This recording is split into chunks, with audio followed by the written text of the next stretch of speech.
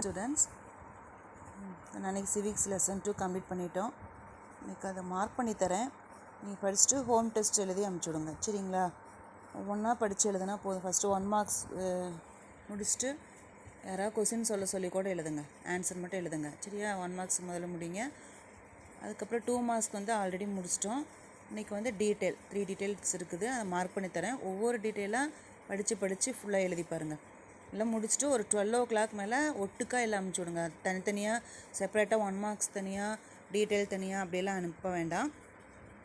ஃபுல்லாக முடிச்சிடுங்க. முடிச்சுட்டு கொஞ்சம் கொஞ்சமாக படித்து எழுதி கரெக்ஷன் பண்ணி பார்த்துட்டு அதுக்கப்புறம் 12 o'clock நீ அனுப்பிச்சி விட்டீங்கன்னா கூட போதும். ஆனால் அவ்வளோ டைம் தேவையில்லை. இப்போ 10 o'clock பார்த்தீங்கன்னா ஒரு half an hour தேவையில்ல. 20 minutes முடிச்சிங்கன்னா எல்லாம் மார்க் பண்ணிக்கலாம். அதுக்கப்புறம் ஒரு 11:30 முடிச்சிடலாம். ஈஸியாக தான் இருக்கும். ஸ்டார்ட் பண்ணி தான் கொடுக்க போகிறேன். சரியா? அதனால் வந்து கஷ்டமாலாம் இருக்காது. நீங்கள் அப்படியே பாருங்கள். நான் மார்க் பண்ணி கொடுத்துறேன். ஃபஸ்ட்டு சூஸ் இட் எடுத்துக்கோங்க. India has adopted the electoral system followed in the, அதாவது வந்து தேர்தல் முறையை பொறுத்தவரையிலும் எந்த நாட்டோட இதை வந்து நாம் ஏற்றுக்கிட்டோம் அப்படின்னா United Kingdom. The election commission of India is என்னது? இந்திய தேர்தல் ஆணையம் அப்படிங்கிறது ஒரு இண்டிபெண்டன்ட் பாடி, சுதந்திரமான அமைப்பு தானே. Which article of the constitution provides for an election commission? இந்திய தேர்தல் ஆணையம் அப்படிங்கிறத உருவாக்குறதுக்காக கொண்டு வரப்பட்ட அரசியலமைப்போட பிரிவு என்ன பிரிவு? 324, article 324. Which part of the constitution of India says about the election commission? அதாவது வந்து என்ன சொல்கிறது, இந்திய அரசியலமைப்போட எந்த பகுதி வந்து எந்த அமைப்பு வந்து தேர்தல் ஆணையத்தை பற்றி சொல்லுது அப்படின்னா part 15. Next, who accords recognition to various political parties as national or regional parties? நிறைய அரசியல் கட்சிகளை வந்து தேசிய கட்சியாகவோ இல்லைன்னா மாநில கட்சியாகவோ அங்கீகரிப்பது யார் அப்படின்னா எலெக்ஷன் கமிஷன், தேர்தல் ஆணையம். Assertion. Indian Constitution provides for an independent election commission to ensure free and fair election in the country. Correct தானே? இந்திய அரசியலமைப்பு அப்படிங்கிறது ஃப்ரீயாக இருக்கும். தேர்தல் ஆணையத்திற்கு வந்து ஃப்ரீடம் கொடுக்குது. அதே மாதிரி அதை யூஸ் பண்ணிக்கிட்டு ஒரு நியாயமான தேர்தலை வந்து நடத்துது அப்படிங்கிறாங்க. அப்போ ஓகே தானே? அப்போ both A and R explains A. Next,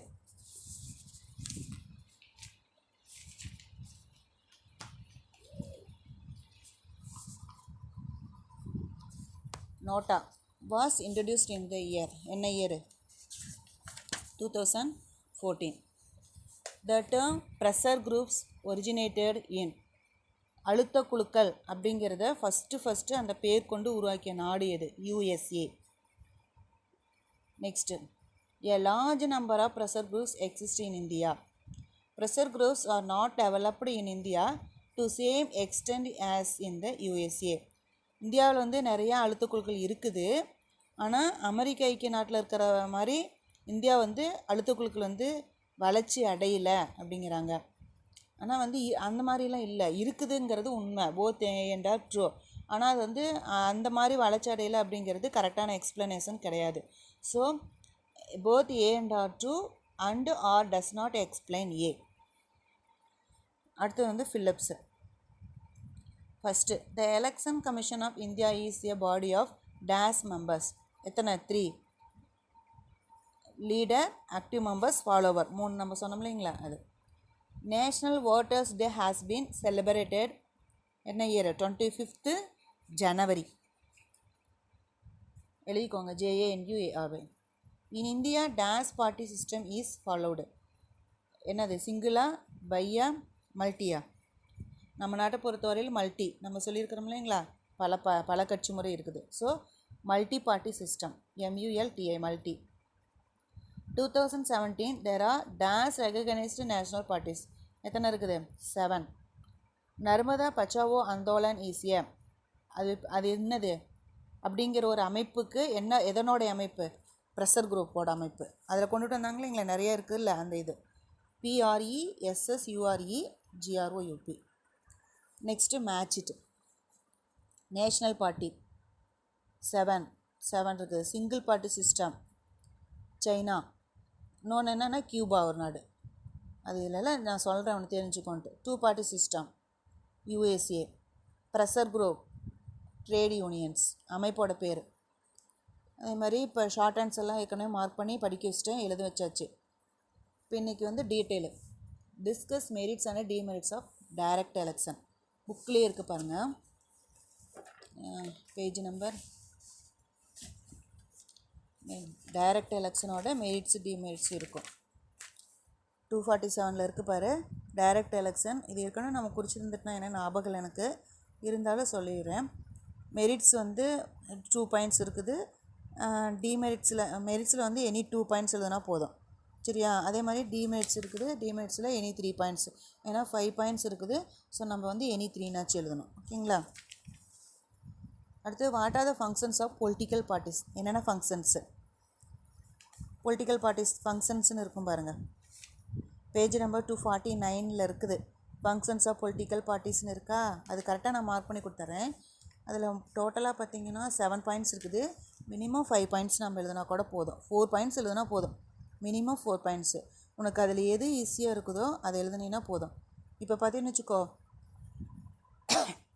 first அந்த பார்ட்டிஸ் கான்டெஸ்ட் எலெக்ஷன் அந்த பாயிண்ட் மட்டும் இருந்தால் கூட போதும், அதுவே ஒரு பாயிண்ட்டை எழுதிக்கலாம்.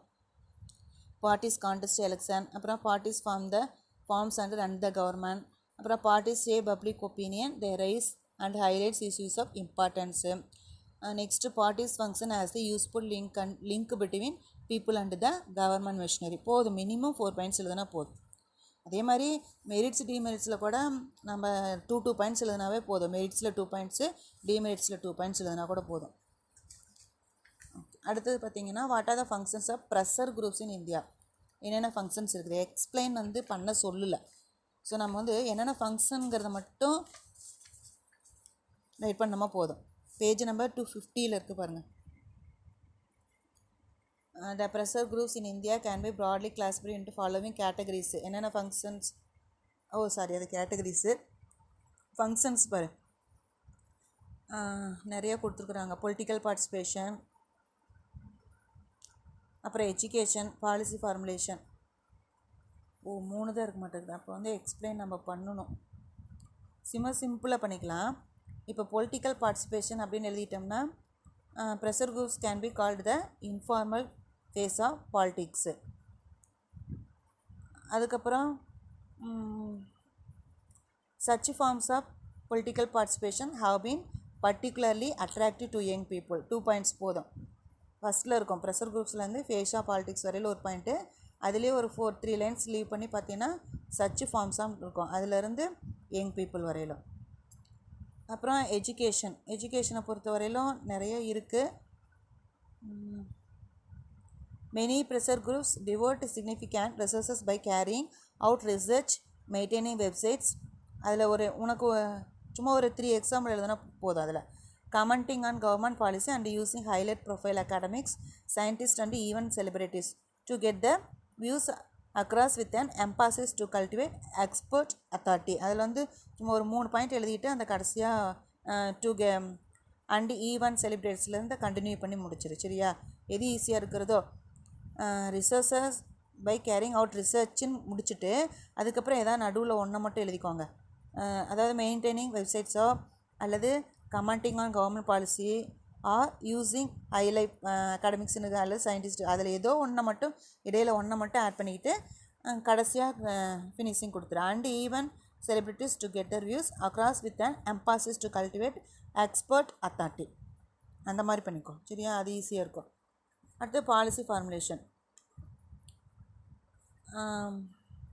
அதில் 4th லைனில் பாரு, many pressure groups are vital resources information and render advice to the government and therefore there are regularly consulted in the process of policy formulation. போதும், அவ்வளோதான். திரும்ப ஒரு தடவை சொல்லிடுறேன். ஃபங்க்ஷன்ஸ் ஆஃப் ப்ரெஷர் குரூப்ஸில் பொலிட்டிக்கல் பார்ட்டிசிபேஷன் இருக்கும், சரியா.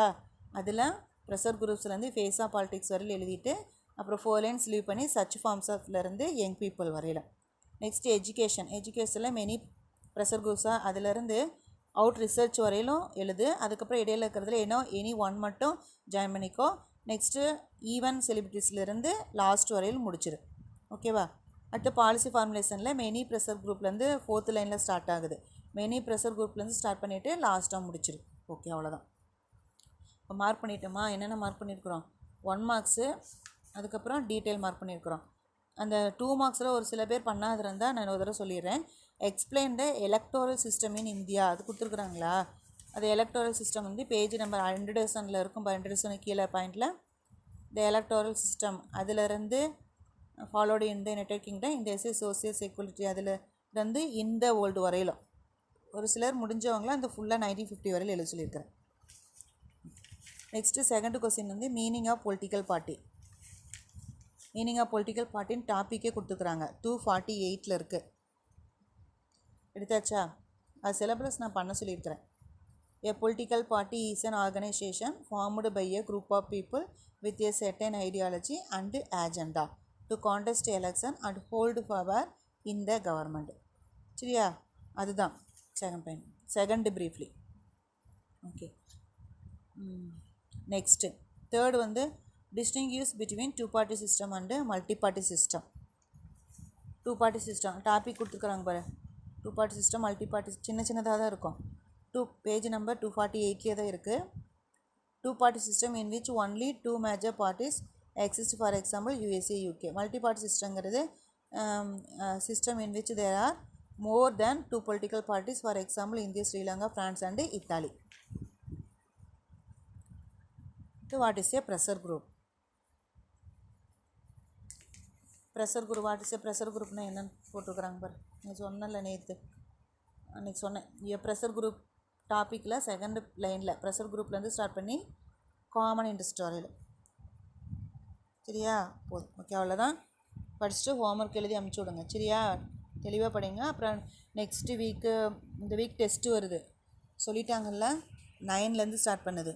சரியா? அது வந்து நம்மளுக்கு தான் ஃபஸ்ட்டு, சோசியல் தான் ஃபஸ்ட்டு எக்ஸாம். இப்போ வந்து மிட் டேர்ம் டெஸ்ட்டுக்கு அதை எடுத்துக்குவாங்க. இப்போ நம்ம வந்து முடிச்சிருக்கிறது ஹிஸ்ட்ரி லெசன் 1, சிவிக்ஸ் லெசன் 2 முடிச்சிட்டோம், 1 and 2. அடுத்து வந்து geography lesson 1, 4, economics 5 lessons complete பண்ணியிருக்கிறோம். 5லாம் எழுத முடியாது, மினிமம் 25 மார்க்ஸ் தான் டெஸ்ட்டு சொல்லியிருக்கிறாங்கன்னு நினைக்கிறேன். அதனால் வந்து இப்போ எது வச்சுக்கலாம் அப்படிங்கிறத சூஸ் பண்ணிக்கலாம். உங்கள் சாய்ஸில் விடுறேன், நீங்கள் எது வச்சுக்கலாம். மினிமம் 2 லெசன்ஸ் வச்சுக்கலாம். 2 லெசன்ஸ் வச்சுக்கலாம். ஓகேவா? அந்த 2 லெசன்ஸ் வந்து எதுலேருந்து எடுத்துக்கலாம்? ஹிஸ்ட்ரியா, சிவிக்ஸா, ஜியாகிரஃபியா, எக்கனாமிக்ஸா அப்படிங்கிறது உங்களோட சாய்ஸு. நான் வந்து ஏற்கனவே இன்ஃபார்ம் பண்ணியிருக்கிறேன். நிறையா எந்த ஒரு ரெஸ்பான்ஸும் வந்ததில்லை. 1 or 2 மெம்பர்ஸ் மாதிரி தான் அது ரெஸ்பான்ஸ் பண்ணுறீங்க. இது என்ன பண்ணுறீங்கன்னா, உங்கள் இப்போ இன்றைக்கெல்லாம் முடிச்சுட்டு லாஸ்ட்டாக என்ன அப்படிங்கிறத நீங்கள் ஹோம்ஒர்க்கு கீழே எழுதி அனுப்பிச்சுடுவீங்கள்ல, அதுக்கு கீழே வந்து நீங்கள் மென்ஷன் பண்ணிவிடுங்க உங்களுடைய சாய்ஸ் என்ன அப்படிங்கிறது. சரியா? எந்த லெசன் வச்சுக்கலாம் அப்படிங்கிறது. இப்போ வந்து சிவிக்ஸ் லெசன் 1, ஜியாகிரஃபி லெசன் 1 வச்சுக்கலாம் அப்படின்னா சிவிக்ஸ் லெசன் 1, ஜியாகிரஃபி லெசன் 1 அப்படிங்கிறத மட்டும் மென்ஷன் பண்ணி அனுப்பிச்சுடுங்க. அப்படி இல்லை ஹிஸ்ட்ரினா ஹிஸ்ட்ரி லெசன் 1, சிவிக்ஸ் லெசன் 1 அப்படிங்கிறத மட்டும் மென்ஷன் பண்ணி அனுப்பிச்சுடுங்க. அப்புறம் எது அதிகமாக போட்டிருக்குதோ அதுக்கு வந்து அதை நம்ம சூஸ் பண்ணி அந்த 2 லெசன்ஸ் மட்டும் வச்சுக்கலாம் எக்ஸாமுக்கு. ஓகேவா? இது வந்து மிட் டேர்ம் டெஸ்ட்டு கம்பல்சரி எல்லோரும் எழுதணும். அப்புறம் கொஞ்சம் நிறைய பேர் வரதில்லை, கொஞ்சம் சீக்கிரம் முடிங்க. இப்போ இந்த வீடியோ பார்த்துட்டு உடனேமே ப்ரெசன்ட் கொடுத்துருங்க. அதில் அந்த நதீஸு, அந்த ஸ்ரீ கார்த்திக் ராஜெல்லாம் பார்த்திங்கன்னா மற்ற கிளாஸ்லாம் வருது, இது வந்து அட்டன் பண்ணுற மாதிரி தெரியல. நான் மறுபடியும் குரூப்பில் இன்ஃபார்ம் பண்ணுறேன். ஓகேவா? ஓகேடா, தேங்க்யூ ஸ்டூடெண்ட்ஸ். வரங்க, படிச்சுட்டு ஹோம்ஒர்க் எழுதி அனுப்பிச்சுடுங்க. சரியா?